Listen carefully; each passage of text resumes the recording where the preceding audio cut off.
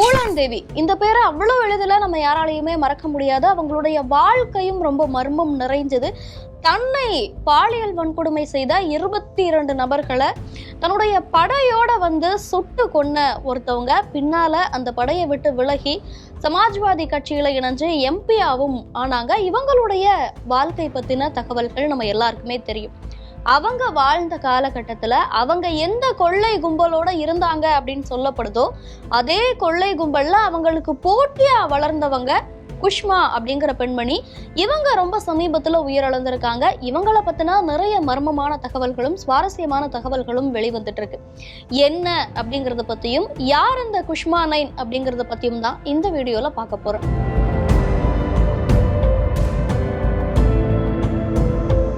உத்தரப்பிரதேசம், மத்திய பிரதேசம், ராஜஸ்தான் பகுதிகளில் இருக்கக்கூடியது தான் சாம்பல் பள்ளத்தாக்கு. இந்த சாம்பல் பள்ளத்தாக்கு அப்படிங்கிற பேரை கேட்டாலே எல்லாருக்கும் கொலை நடுங்கும். ஏன் அப்படின்னா அங்க கொள்ளை கும்பல் நிறைய பேர் இருப்பாங்க. அவங்க ஊருக்குள்ள கொள்ளை அடிச்சுட்டு எதிர்க்கிறவங்கள கண்மூடித்தனமா சுட்டு கொலை செய்துட்டு திரும்பவும் அந்த பள்ளத்தாக்குல போய் மறைஞ்சுப்பாங்க. அந்த பள்ளத்தாக்க கடக்க யாருமே அஞ்சுவாங்க அப்படிங்கிற மாதிரி நிறைய தகவல்கள் அந்த பள்ளத்தாக்க சுற்றிலும் இருக்கு. அங்க இருக்கக்கூடிய கொள்ளை கும்பல் தான் விக்ரம் லல்லா அப்படிங்கிற கொள்ளை கும்பல். இது ஒரு கொள்ளை கும்பல் மட்டும்தான் இருக்கா அப்படின்னு கேட்டா கிடையாது. நிறைய கொள்ளை கும்பல்கள் இருக்கு. அவங்களுக்குள்ளேயே நிறைய போட்டிகளும் இருந்திருக்கு. அவங்களே ஒருவர் சுட்டு கொலை செய்துகிட்ட சம்பவம் கூட நடந்திருக்கு. இப்போ 13 வயதான குஷ்மா அப்படிங்கிறவங்க தன்னுடைய வீட்டுல இருந்து என்ன பண்றாங்க அப்படின்னா தன்னுடைய காதலன், அதாவது பள்ளியில படிச்சுக்கிட்டு இருந்த காதலனோட வெறும் 13 வயதுல ஓடி போயிடுறாங்க. டெல்லி போயிடுறாங்க. 2 பேரும் சேர்ந்து வாழலாம் அப்படின்னு சொல்லிட்டு டெல்லி போயிடுறாங்க. அங்க தன்னுடைய காதலன் மாதவோட இருந்த குஷ்மாவை அவங்க அப்பா எப்படியோ தேடி கண்டுபிடிச்சு வீட்டுக்கு கூட்டிட்டு வந்துடுறார். வீட்டுக்கு கூட்டிட்டு வந்ததோட வெறும் 13 வயதுலயே அவங்களுக்கு திருமணமும் செய்து வைத்துடுறாங்க. கேந்திரா அப்படிங்கிற நபரோட அவருக்கு திருமணம் ஆகுது. அதன் பின்னாடி அவருடைய வாழ்க்கை கொஞ்சம் கொஞ்சமா மாற ஆரம்பிக்குது. அதன் பிறகுதான் தன்னுடைய கணவர் வீட்டுக்கு போனதற்கு பிறகுதான் இந்த சம்பல் பள்ளத்தாக்குல இருக்கக்கூடிய கொள்ளை கும்பலை பத்தின தகவல்கள் அவங்களுக்கு தெரிய ஆரம்பிக்குது. அந்த கொள்ளை கும்பலை பற்றி ஊருக்குள்ள பல்வேறான கதைகள் உலாவுது. அதுல மிகவும் ஆர்வம் ஏற்படுது குஷ்மாவுக்கு. தானும் அந்த கும்பல்ல இணையணும் அப்படிங்கிறதுக்காக ஒரு முறை ஊருக்குள்ள அந்த கும்பலோட சேர்ந்துட்டு இவங்களும் அந்த கொள்ளை கும்பல்ல சேர்றாங்க. அப்போ விக்ரம் அப்படிங்கிறவர் தான் அந்த கொள்ளை கும்பலுக்கு தலைவனா இருந்திருக்கார். இவங்க சேர்ந்துட்டு அந்த கொள்ளை கும்பலோட பயணிக்க ஆரம்பிக்கிறாங்க. சம்பல் மலை தாக்குகள்ல வாழ்ந்துட்டு இருக்காங்க. அப்படி வாழும்போது கொள்ளை கும்பல்லேயே அவங்களுக்கு ஆயுத பயிற்சி அளிக்கப்படுது. ஆயுத பயிற்சியை ரொம்பவுமே நல்லபடியா கத்துக்கிறாங்க. அதனை தொடர்ந்து விக்ரம் லல்லாவோட சேர்ந்துட்டு குதிரைகள்ல போய் பக்கத்துல இருக்கக்கூடிய கிராமங்கள்ல கொள்ளையடிக்க தொடங்குறாங்க. இது தொடர்ச்சியா தொடர்ந்துட்டே இருக்கு. அந்த கும்பல்ல தான் பூலான் தேவியும் இருந்திருக்காங்க. ஒரு கட்டத்துல என்ன ஆகுது அப்படின்னா பூலான் தேவிக்கு போட்டியாவே இவங்க வளர ஆரம்பிக்கிறாங்க. இந்த நிலையில தான் விக்ரம் லல்லாவுடைய கொள்ளை கும்பலுக்கு எதிரி லல்லன் அப்படிங்கிற ஒருத்தர் இருக்காரு. அவர் ரொம்பவுமே இவங்களுக்கு தொல்லை கொடுத்துட்டு இருக்கார். உடனடியா லல்லனையும் அவருடைய கூட்டாளிகளையும் நீ போய் கொன்னுட்டு வா அப்படின்னு சொல்றாங்க. உடனடியா குஷ்மா 9 என்ன பண்றாங்க அப்படின்னா சரி நமக்கு நம்மளுடைய தலைவன் கொடுத்த ஒரு வேலை கச்சிதமா முடிக்கணும் அப்படின்னு சொல்லிட்டு அந்த கும்பலுக்கு போறாங்க. ஆனா அங்க என்ன நடக்குது அப்படின்னா அந்த கும்பல் தலைவனை இவங்க கொல்லல. லல்லனோட சேர்ந்து பயணிக்கணும் அப்படின்னு விருப்பப்படுறாங்க.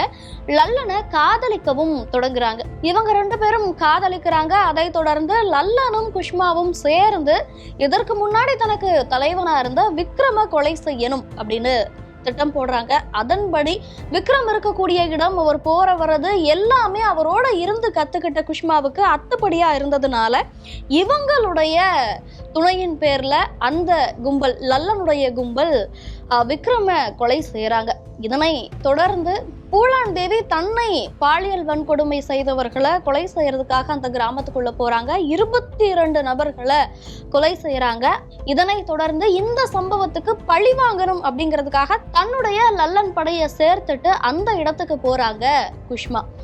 அதாவது பூலான் தேவி 22 நபர்களை கொன்றதுக்கு பழி வாங்குற விதமா அவங்களுடைய ஆட்கள் 15 பேரை படகு துறையில வச்சு கொடூரமான முறையில சுட்டு கொள்றாங்க. அது மட்டும் இல்ல அங்கிருந்து 2 படகோட்டிகளை சிறை கைதிகளா தன்னுடைய கும்பலுக்கு பிடிச்சிட்டு வராங்க. பிடிச்சிட்டு வந்ததோட மட்டும் இல்லாம அவங்களுடைய 2 கண்களை மட்டும் பிடுங்கிட்டு வெளியே அனுப்புறாங்க. இதை தொடர்ந்து பூலான் தேவி இந்த செயல்களை எல்லாம் விட்டுட்டு அவங்க அரசியல்ல இணைஞ்சிடுறாங்க. ஆனால் குஷ்மா மட்டும் இந்த கொள்ளை கும்பல் தலைவியாவே தொடர்றாங்க. நிறைய கொள்ளை நடக்குது, நிறைய கொலை நடக்குது. இவங்க மேல மட்டும் 200 வழக்குகள் பதிவு செய்யப்பட்டிருக்கு. கிட்டத்தட்ட 50க்கும் மேற்பட்ட நபர்களை கொலை செய்ததற்காக இவங்க மேல வழக்கு பதிவு செய்யப்பட்டிருக்கு அப்படிங்கிற செய்திகள் எல்லாம் ஒரு புறம் இருந்தாலும் இவங்களுக்கு ஆயுள் தண்டனை விதிக்கப்பட்டிருந்தது. சிறையில இருந்தாங்க. இந்த நிலையில தான் இவங்களுக்கு கடந்த வாரத்துல உடல்நல கோளாறு ஏற்பட்டது. டியூபர்குலோசிஸால பாதிக்கப்பட்டிருக்கிறதா சொல்லி இவங்களை அங்கிருந்து மருத்துவமனையில சேர்த்திருந்தாங்க. இந்த நிலையில தான் மருத்துவமனை சிகிச்சை பலனளிக்காம அவங்க இறந்து போயிருக்காங்க. அது மட்டும் இல்ல, அவருடைய உடல் அவங்களுடைய முதல் கணவர் வீட்டுல இறுதி அஞ்சலி எல்லாம் செலுத்தப்பட்டு அடக்கம் செய்யப்பட்டிருக்கு. அது மட்டுமல்ல, இப்போ அந்த பகுதி மக்கள் என்ன சொல்றாங்க அப்படின்னா, கடந்த 40 ஆண்டுகளாவே இந்த பெயரை கேட்டாலே எங்க எல்லாருக்கும் ரொம்ப அச்சமா இருக்கும், நாங்கெல்லாம் ரொம்ப பயந்துட்டு வாழ்ந்துட்டு இருந்தோம், இப்போ எங்களுக்கு ஒரு விடிவு காலம் பிறந்த மாதிரி இருக்கு. இந்த ஒரு பெண்ணுடைய இறப்பு அப்படிங்கிறது, இந்த ஒரு கொள்ளை கும்பல் தலைவியுடைய இறப்பு அப்படிங்கிறது எங்க எல்லாருக்குமே ரொம்ப திருப்தி வாய்ந்த ஒன்றா இருக்கு அப்படிங்கிற மாதிரியான தங்களுடைய கருத்துக்களை பதிவு பண்ணிட்டு வராங்க. ஒரு பெண் கொள்ளை கும்பல் தலைவியா உருவெடுத்தது மட்டும் இல்லாம கிட்டத்தட்ட 50க்கும் மேற்பட்ட கொலைகளை செய்திருக்காங்க. 200க்கும் மேற்பட்ட வழக்குகள் இருக்கு. ஆயுள் தண்டனை கைதியா இருந்திருக்காங்க. இவங்களை பத்தின இன்னும் சுவாரஸ்யமான தகவல்கள், கூடுதல் தகவல்கள் உங்களுக்கு தெரியும் அப்படின்னாலோ இல்ல இவங்களை பத்தி நீங்க என்ன நினைக்கிறீங்க அப்படிங்கிற கருத்துக்களையும் கமெண்ட்ல சொல்லுங்க.